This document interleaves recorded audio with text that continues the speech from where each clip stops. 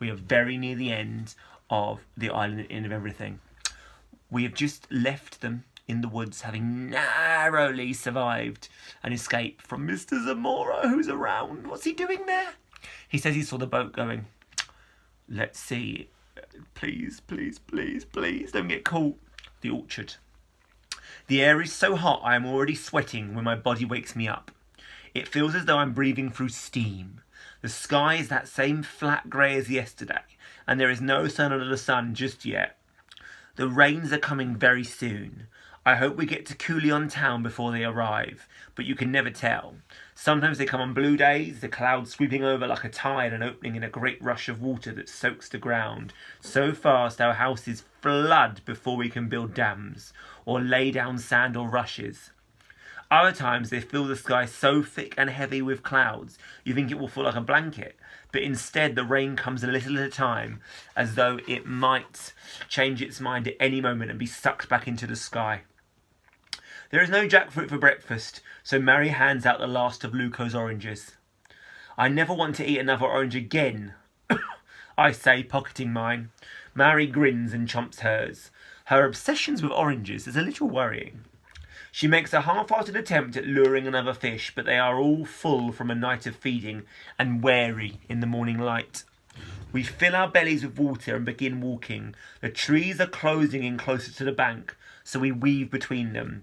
Kidlat trying to skip and giggling when he stumbles. It is good to see him unafraid. My stomach begins cramping after a couple of hours, and after another hour Kidlat tugs on Mary's hand, gesturing for food. Though we scan the trees for fruit and the ground for roots, all I can see is a thicket of thorny acacia that catch at our tunics and arms. We don't break any branches though, because Diwatas live in acacias. They are the tree's guardian spirits who do harm to those who harm their home. When Nane told me about them, I imagined beautiful women a foot high, draped over branches in orange silk. Now, seeing how sharp the thorns are, all I can think is that the gods must have very thick skin. A strange smell fills the air as we walk, sweet, cloying, and slightly rotten. I breathe it in too deeply, my head spins and my teeth ache. It is not entirely unpleasant, but Mary covers her nose with her tunic. Around a long bend of the river, we see something that makes both Mary and me pull up short. Kidlat, walking behind by now, steps on the back of my foot, but I barely notice.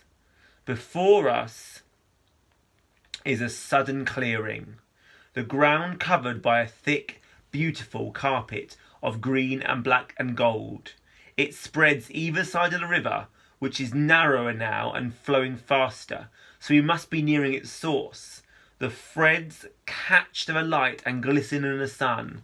The smell is stronger than ever, and I feel my head spinning, my body slow, a bit like how Bondoc described being drunk. Mary swings out an arm before I can step forward. What are you doing? She hisses through her tunic. I look down at the carpet, except it isn't a carpet anymore. I stumble backwards. Gasping, Kidlat tries to move out of the way, but I trip over him and we collapse in a heap. A tide of flies and wasps rises from the ground before us, no longer glimmering threads of black and gold, but blur-winged, bulbous-eyed and buzzing. The orange and green colours of the carpet are many fallen mangoes in various states of decay, the smell pungent and sickening. The insects flicker across the clearing, disturbed by our presence before settling again, like a net thrown over the rotting fruit. I see the scuttle of rats. The heat and smell are making me nauseous. Mary laughs at my stricken face. What is wrong with you? I feel my face prickle with embarrassment. I don't want to tell her what I thought it was. Oh, I know what I thought it was when it was rats and flies. Can you think? But I'm glad it's fruit. I shrug and laugh hollowly. Kidlat has wriggled out from under me. Yuck. We both jump and look at him. What did you say, Kidlat? I asked tentatively. Yuck. Flies. Yuck. They are the first words he said in front of us, and Mary snorts with laughter. Well said, Kidlat. So you can speak, I exclaim, but Kidlat only shrugs and, of course. I shake my head wonderingly.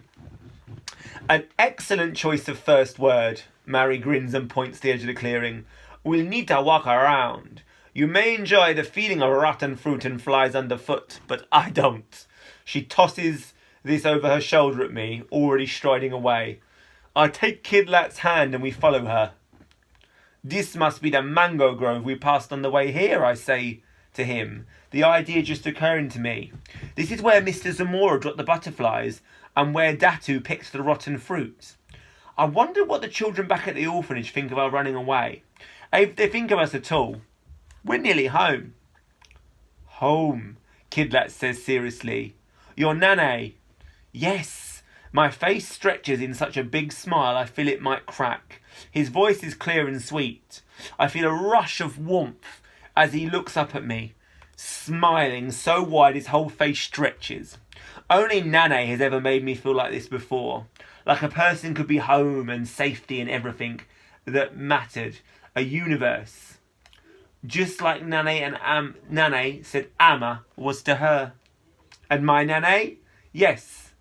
Ami. Kidlat. Mary's voice is joyful. Look. She is out of sight. We fight through a thick tangle of acacia planted, I realise now, to protect the fruit from thieves and trespassers like us. We reach her. Look, she says again, and Kidlat runs forward into the line of trees ahead of us, laughing happily. The grove is full of pitaya, dragon fruit, with their bright pink and green frills, only just ripening beneath the canopies of spiny green. Kidlat slices one open across the sharp leaves and runs back to us.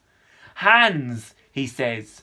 We dutifully hand out our palms. He rips the dragon fruit apart and turns the skin inside out so that the fruit drops out. The flesh, white and seeded. Eat. Thank you, sir, says Mary, slipping into another low bow. He laughs and goes to fetch more. The fruit is slightly scented, a welcome change from the rotting mangoes, and tastes sweet and clean. After 3 more, my hunger begins to fade, falling to a low ache in the pit of my stomach. What a place, says Mary, lying back and stretching like a cat wanting its belly stroked. We're so close, Mary, I say, too excited to lie down. This grove, we passed it on the way. A few miles, I reckon. Maybe 3. Okay, it is longer than I thought, that chapter. So we're going to do a part 2. Lovely. It's like the children are acting like children again for the first time since they were taken to the orphanage.